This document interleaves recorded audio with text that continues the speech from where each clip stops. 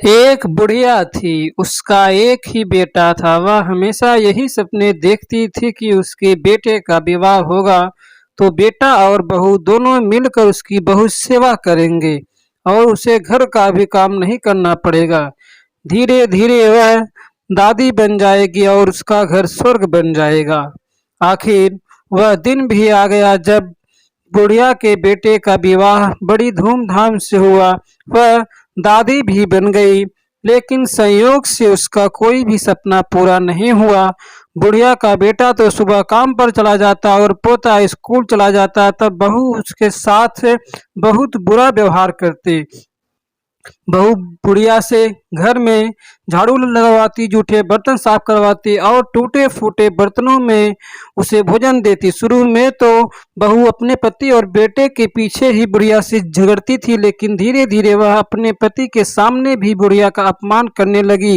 एक दिन टूटे बर्तनों में बुढ़िया को भोजन करते देखकर उसके बेटे को बहुत दुख हुआ।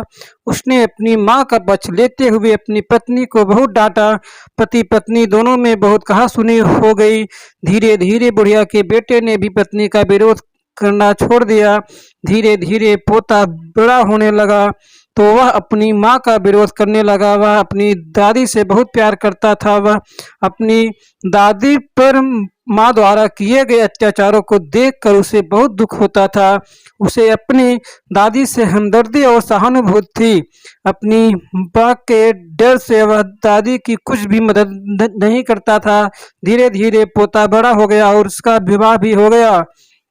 पोते की नई बहू छिप छिप कर अपनी दादी सास पर होते अत्याचारों को चुपचाप देखती रहती थी, लेकिन पतोहू को बुढ़ापे में दादी सास से काम करवाना जरा भी अच्छा नहीं लगता था। जब कभी पतोहू बुढ़िया की काम करने में मदद करती तो उसकी सास उसे खूब डांटती। पतोहू जब कभी दादी सास को रोते हुए देखती तो उसे बहुत दुख होता था।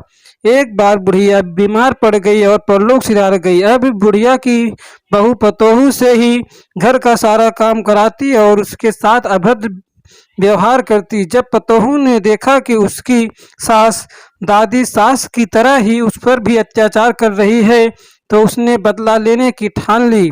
वह भी अपनी सास से वैसा व्यवहार करने लगी जैसा व्यवहार उसकी सास अपनी सास से करती थी।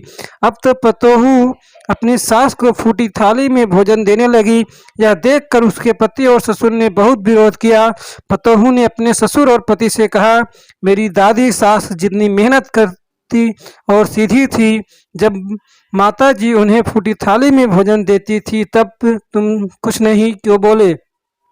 उन पर होने वाले अत्याचारों को तुम दोनों चुपचाप देखते रहे, तब क्या तुम्हारे मुख पर ताला पड़ गया था? यदि किसी ने माता जी की पैरवी की तो मुझसे बुरा कोई नहीं होगा। पतोहू की बातें सुनकर पति और ससुर कुछ नहीं बोले।